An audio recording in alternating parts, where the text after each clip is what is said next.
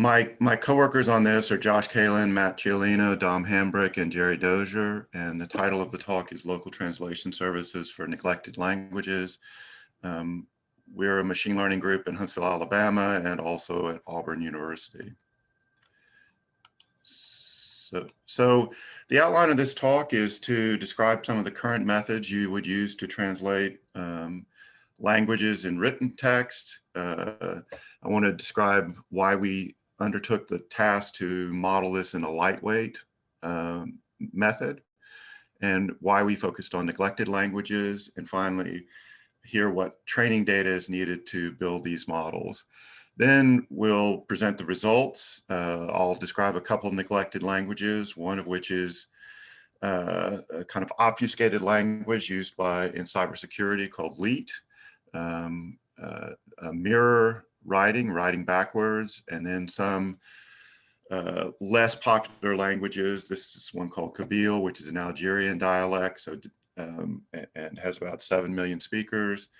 And so it ranges from obfuscated to dialects. Then I'll demonstrate that this model works both directions. So if you think about it as English to Italian and Italian back to English.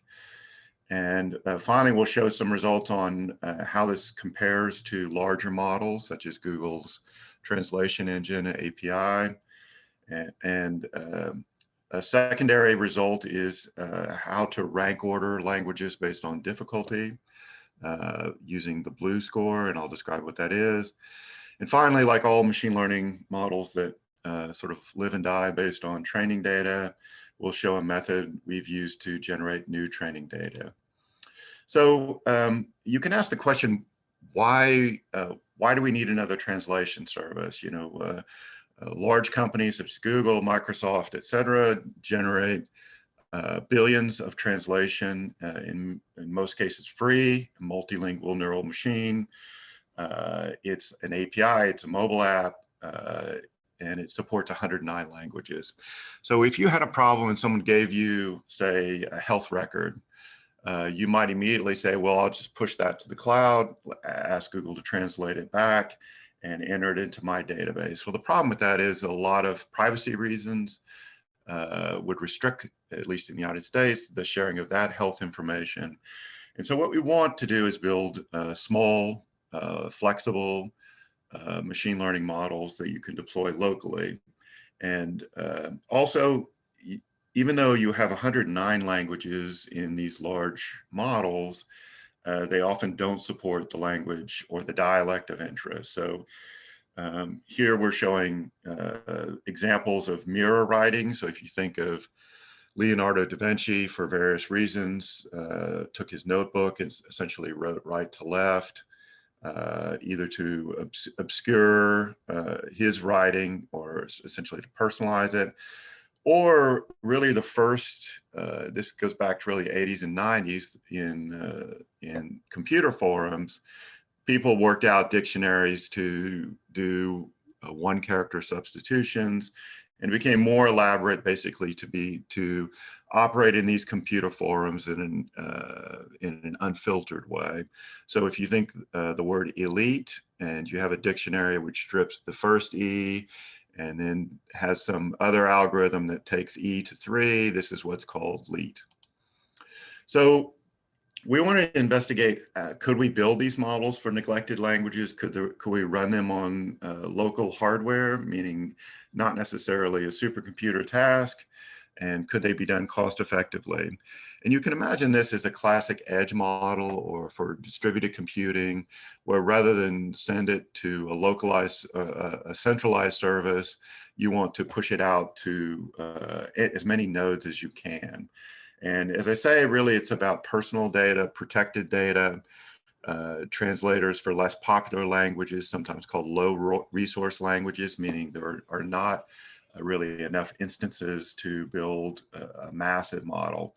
If you think about, in some cases, the hundreds and millions of weights that are built in a modern machine learning, if you had only 5,000 or so translated examples of an obscure language, you're going to overfit the training data pretty severely.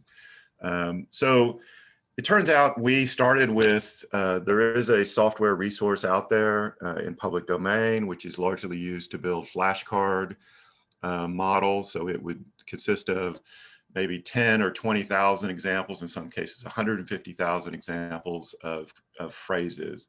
You can imagine almost as a tourist phrase book, how I want to go to the store in English and then in the language of choice.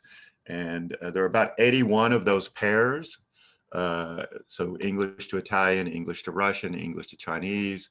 And that becomes the training data for what you would call traditional languages, but with a finite amount of data. The other one is, the ever-changing obscure languages like leet speak or hacker speak or other obfuscated languages, which you essentially have to generate on your own from a dictionary. So here are the examples of things you will not find on Google, but we were interested in doing. Here's the mirror writing. So many people think Leonardo actually wrote, Da Vinci wrote right to left because he was left-handed, and at that time he was sensitive to smearing ink. But other people think it was obfuscation from authorities. But in any case, you want to take this as an input pair. So we will show this and a tab separated file with its backwards written term. We'll learn to generate them so that if I give you any left or right language in any language, I will generate the pair. So that's essentially a deterministic equation, if you will, to learn. Less deterministic equations, if I start with a sentence she just left, this is the way it looks in a mirror term. And then we can generate these cyber or hacker speak versions of this. So the easiest one is sort of sounding it out. So she just left. You can see we're substituting for the E everywhere with a 3 or the T with a 7. And that's the light version. We generated 2 other dictionary terms, which basically we're calling middle and hard. So I'll show you the actual dictionary to generate this, but these are the kind of 4 test cases here that we wanted to look at it in our obfuscated language. You will not find these on a public API. So this is that dictionary that I talked about for if you were given a data set of computer forums from the 80s or 90s all the way up to today. You can imagine the one-to-one version of this. So every A gets a 4, every B gets an 8, and so forth. So if this first layer, we're going to generate a training data set. In the medium case, we're going to take a bigger block of this dictionary. So now it becomes a one-to-many. If you want to think about it, every time E, sometimes it's 3, sometimes it's a pound symbol, sometimes it's an ampersand symbol. And so that becomes a harder translation service, more like an English or another language. And finally, the hardest one we're going to try is one to random. So that takes the whole dictionary, and you don't necessarily know it's definitely deterministic from English to leet, but going back from hacker speak to the English one is considered a challenging problem. So these are the languages we sort of queued up. So if you take our core translation of our 10,000 variants, the English version, if we let's say we were looking for the phrase "it was a bomb," this is it in mirror writing. This is it in leet light, leet middle, and leet hard. And then these are the traditional things you would hope to find.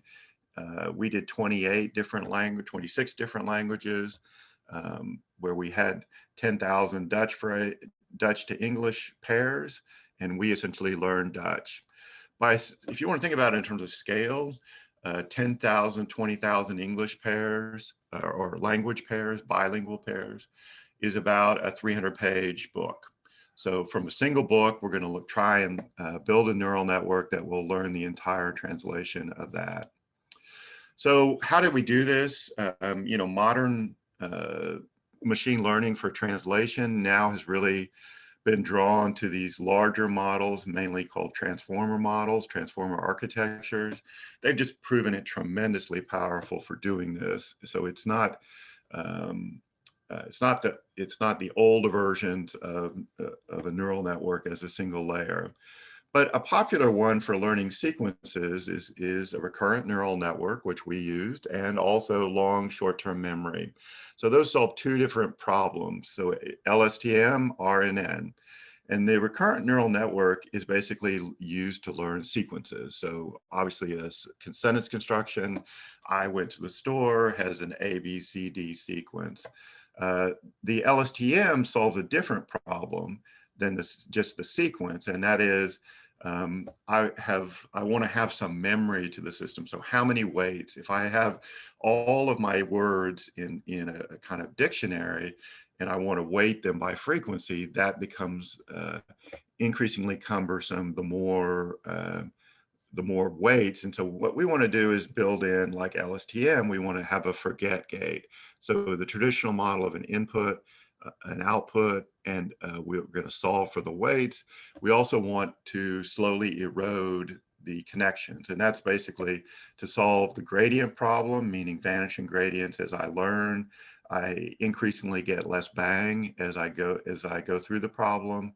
And secondly, I want to reduce the size of the model. These models I'm going to show you are basically 50 megabytes to learn a language, and they will run on a variety of edge computing models. So here are the parameters. I won't really go through them, but there's an embedding layer, which you can imagine is just the word frequency. And we build the long short-term memory. And then we have a kind of repeat cycle. So it's if you want to look at it as an input, output, and various gates in between.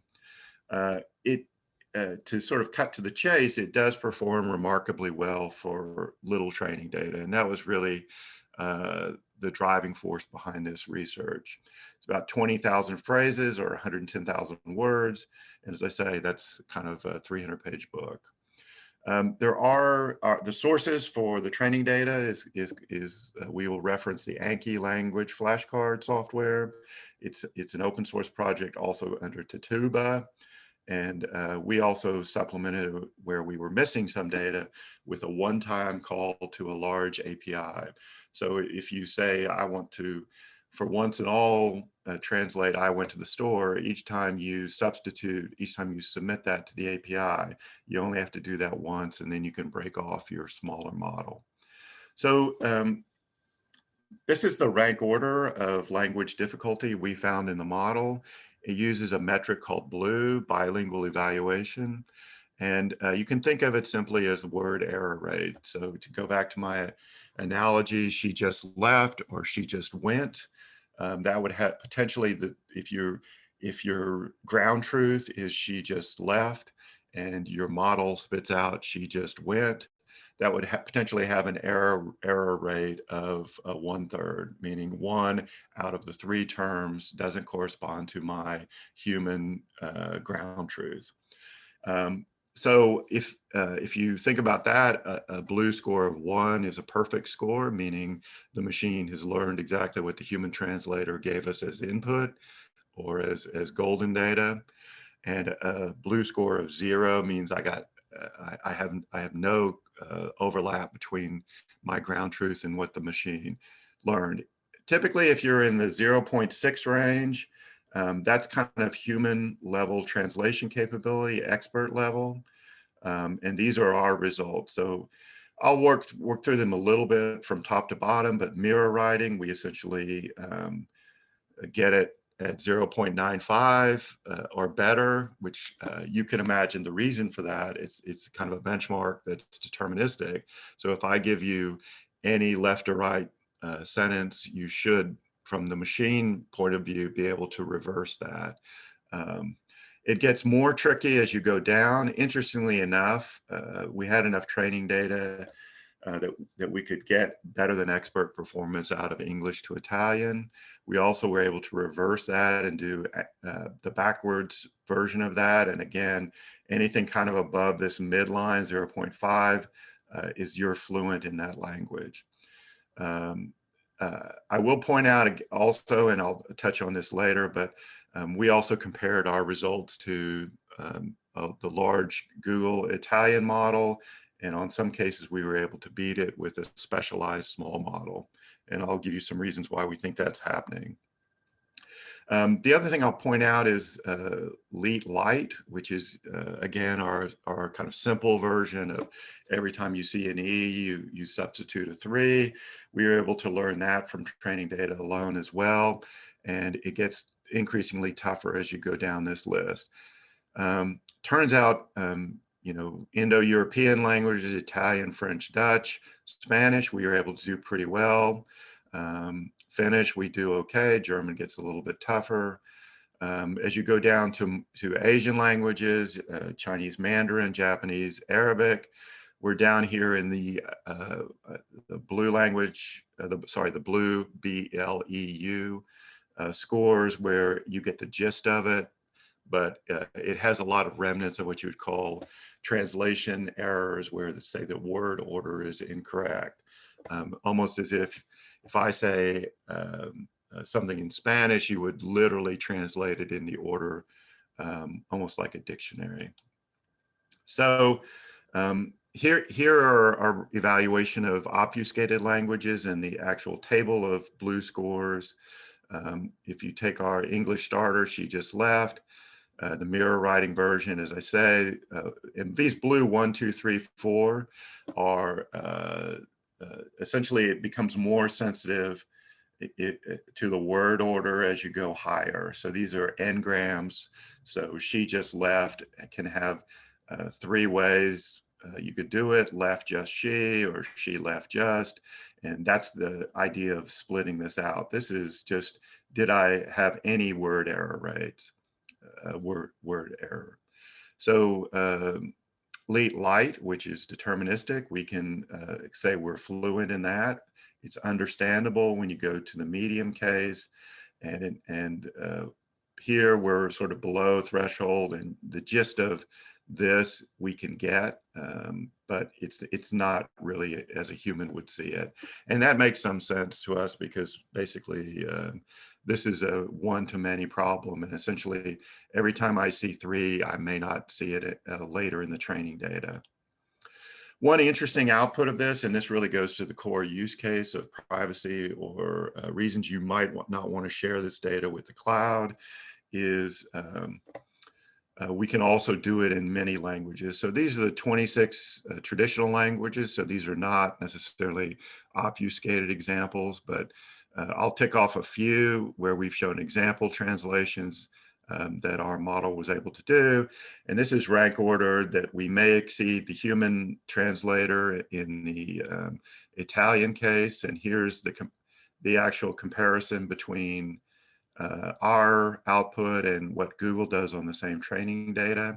Both of these are great models, but because ours is specialized and Google has to do many, many different pairings, we think they may lose some accuracy there. As I say, Indo-European, we do okay on. We also looked at, here's one where Google definitely beats us, doing Russian, and our Russian is down here at 0.38. And so they have better training data, more training data. You can say they're fluent and we're good in that language. And as you get down here, it begins to decay. I will call out this example, which is, it's an Algerian dialect called Kabyle, has about 7 million speakers. This is one of those that you won't find among the 109 languages on a large API. And yet we had training data from the Anki software where they had 10,000 phrases in this dialect. So we went ahead and trained on it. We clearly need more data to make this competitive, but it was an interesting use case that popped naturally out of the training data. And there are about 7,000 technically languages in the world. And so you can imagine even the 109 you'll find on Google would not cover the planet. One suggestion that we have for further work, although we're not building transformers, there are existing transformer models. OpenAI has one famously called GPT-2, Generative Pre-trained Transformers, and various other models. And what these specialize in is text generation. So you train it on Shakespeare, and then it can spontaneously generate human level dialogue in the style of Shakespeare.